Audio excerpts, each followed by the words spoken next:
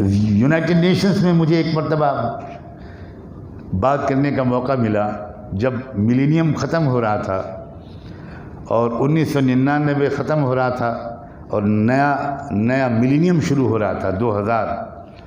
تو اس وقت UN کے سیکرٹری جنرل کوفی عنان تھے. انہوں نے 2 قسم کی انٹرنیشنل کانفرنسز بلائیں. ایک تو پولیٹیکل جو دنیا کے لیڈرز تھے ان کو بلایا. ہمارے ملک کے پرائم منسٹر اس وقت اٹل بہاری واجپئی تھے, وہ بھی اس کانفرنس میں شریک ہونے کے لیے گئے تھے. اور اسی سے ایک ہفتے کے بعد انہوں نے دنیا کے اسپریچول اینڈ ریلیجیس ہیڈس کو بلایا. اب میں نہ اسپریچول ہیڈ ہوں نہ ریلیجیس ہیڈ, اور اس وقت تو میری داڑھی بھی سفید نہیں ہوئی تھی جس سے آج لوگ دھوکے میں آ جاتے ہیں. تو بالکل ینگ تھا میں. میرے نام بھی دعوت نامہ آ گیا. مجھے تعجب ہوا کہ میرے نام دعوت نامہ کیسے آ گیا. پتہ چلا کہ ورلڈ پارلیمنٹ آف ریلیجنس جو ساؤتھ افریقہ کی ایک مستقل باڈی ہے, اس میں مجھے 1-2 سال پہلے بلایا گیا تھا. میں جانے کے لیے تیار ہو کر دلی تک پہنچ گیا اور سب کچھ تیار تھا. اگلے دن میری فلائٹ تھی. تو میرے سینے میں درد اٹھا. ڈاکٹروں نے روک دیا کہ نہیں, آپ بالکل ٹریول نہیں کر سکتے. تو میں نہیں جا سکا, لیکن میں نے جو پیپر تیار کیا تھا وہ میں نے ان کو ای میل کر دیا. تو وہاں اس جو UN کے لوگوں نے دنیا کے اسپریچول اور ریلیجیس لیڈرز کی لسٹ مانگی ورلڈ پارلیمنٹ آف ریلیجن سے, تو اس میں میرا نام بھی چلا گیا. تو انہوں نے اس لیے شاید مجھ کو دعوت نامہ بھیج دیا. میں نے ان کو جواب دیا کہ ان دنوں میں امریکہ ہی میں رہوں گا, اپنے دوستوں کی دعوت پر مجھے وہاں جانا ہے.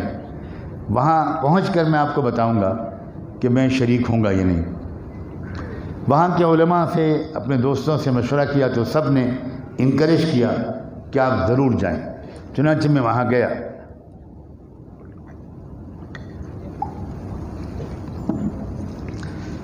اس کا جو پہلا سیشن تھا اس کا موضوع تھا کہ دنیا سے غریبی کو کیسے مٹایا جائے. ہر مذہب کے نمائندہ مقرر کو 11 منٹ دیے گئے تھے. گویا ہمارے ذمہ کام تھا کہ دنیا کی غریبی کو ہم 11 منٹ میں مٹا دیں. مختلف مذاہب کے لوگ وہاں نمائندگی کر رہے تھے. میری باری آئی, میں بھی گیا. اور میں نے شروع میں یہ جملہ بولا کہ ایک نیا کوئی فارمولہ پیش کرنے کے بجائے میں تاریخ کا ایک کامیاب تجربہ آپ کو بتانا چاہتا ہوں.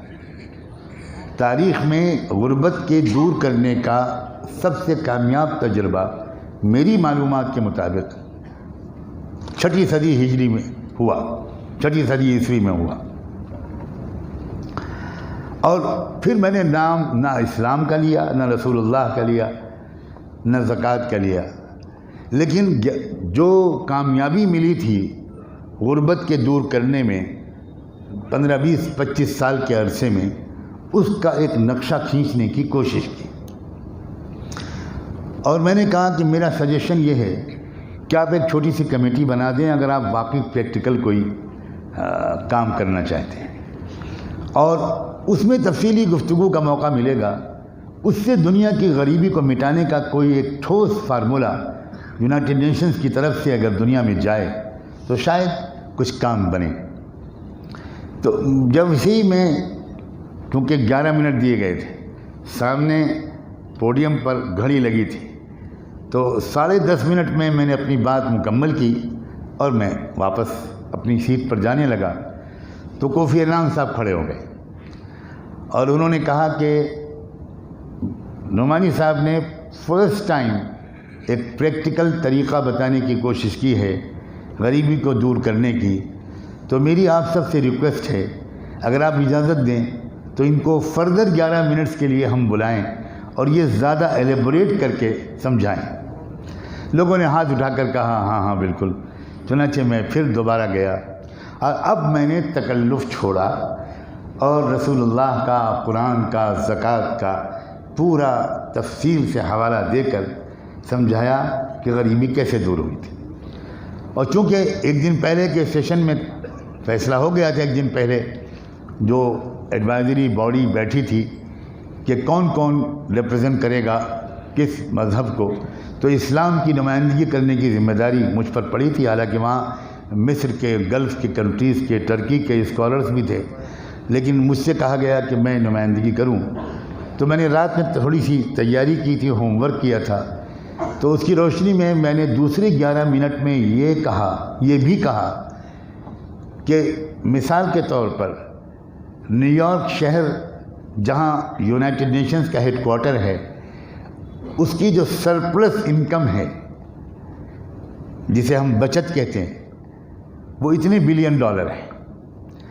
اگر اس $1 بلین کا 2.5% نکالا جائے تو اتنے ملین یا $1 بلین بنے گا، اور اگر اتنے $1 ملین مثال کے طور پر one of the poorest nations اس دور میں افریقہ کا غانا ملک ہے۔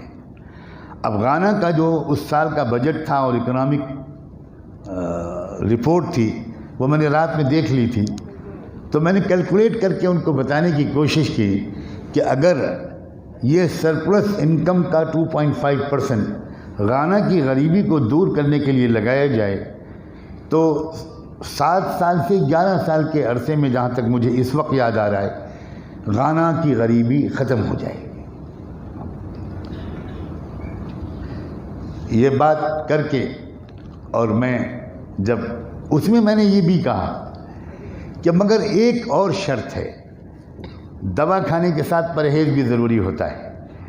تو میں نے کہا کہ اس سسٹم کو قبول کرنے کے ساتھ انٹرسٹ بیسڈ اکنامک سسٹم کو ڈیمالش کرنا پڑے گا۔ اب اس کو تشریح کر کے کھول کے بیان کرنے کا وقت نہیں تھا، میں پھر چلا آیا۔ اب میں آپ کو 2 باتیں سنانا چاہتا ہوں۔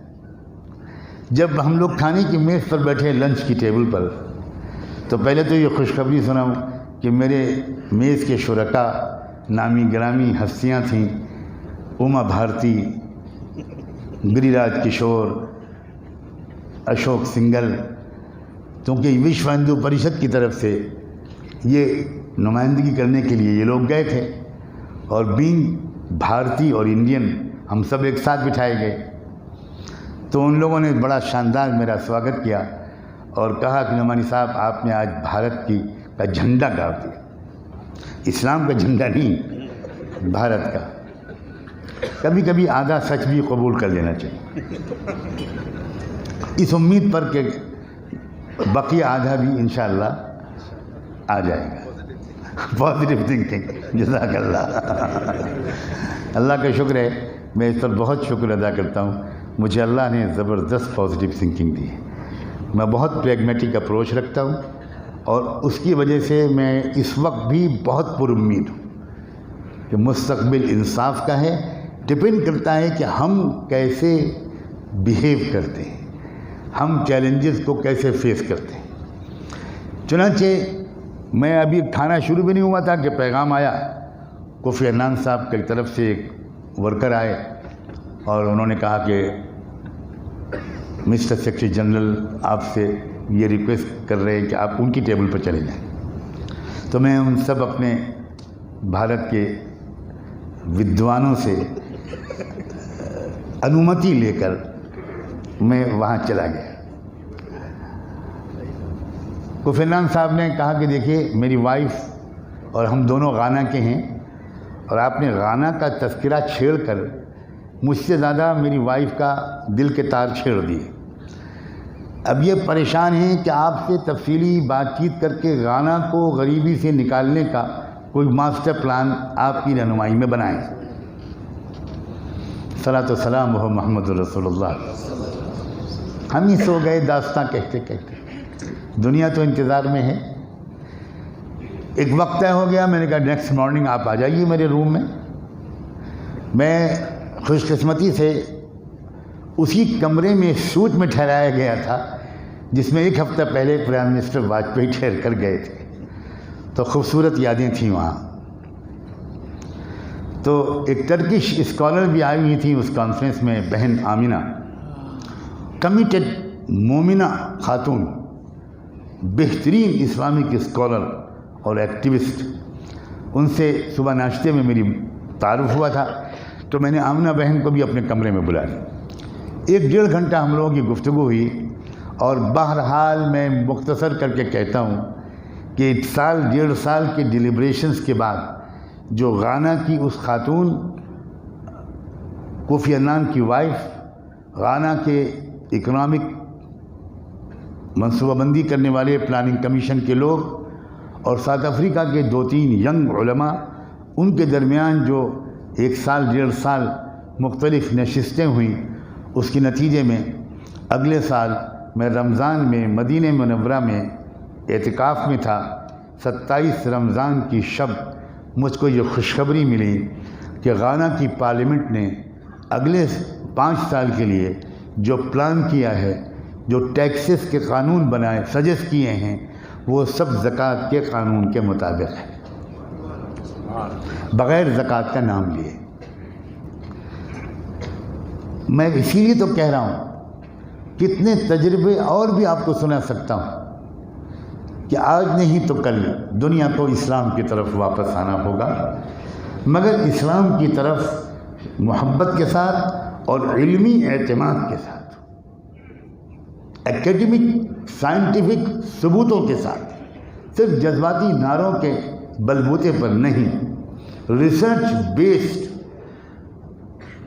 آپ اگر بات کہیں تو آج بھی دنیا ماننے کو تیار ہے